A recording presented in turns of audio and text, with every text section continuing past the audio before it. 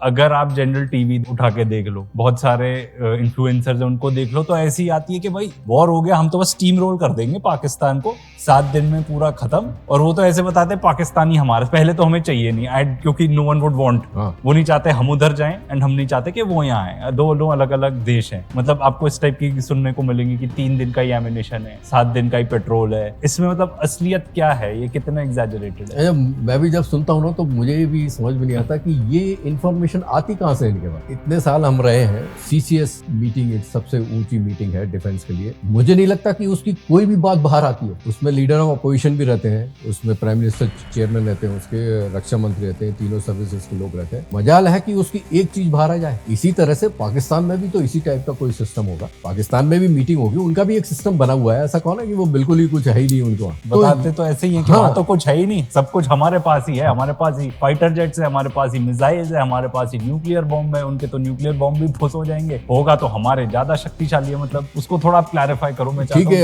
अपने आप को बूस्ट करने के लिए तो बहुत अच्छी बात है।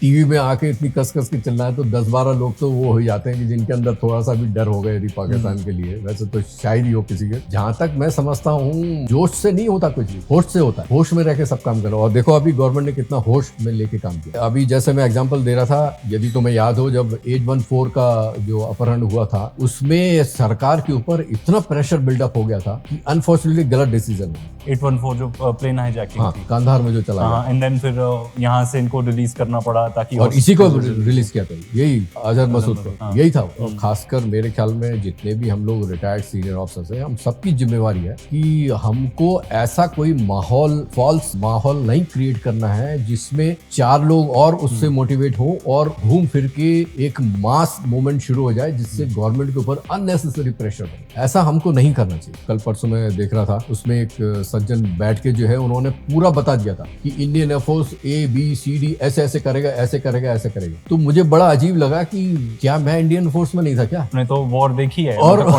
आपको किसने बता दिया कि इंडियन एयरफोर्स में अलग अलग चीजें हैं, अलग अलग कमांड है, उनके अंडर में अलग अलग एरिया डिवाइड किया हुआ है। हर एक को अपने एरिया का टारगेट पता है, हर एक को अपने एरिया की स्ट्रेटेजी पता है कि यदि कल को यदि हमें ऑपरेशन में जाना है तो हम ABCD काम करेंगे। और वो इतना सीक्रेट रहता है कि नीड टू नो वाली बात रहती हो। जब हमको बोला जाता है कि अब ऑपरेशन में आपको जाना है, उससे थोड़ी देर पहले ही जो है वो चीजें खुलती है। तो मुझे बड़ा ताज्जुब होता है कि कहां से सबको पता चल जाता है। मुझे तो नहीं पता चलता। शायद नोएडा दिल्ली में उनको एक्सेस होगा।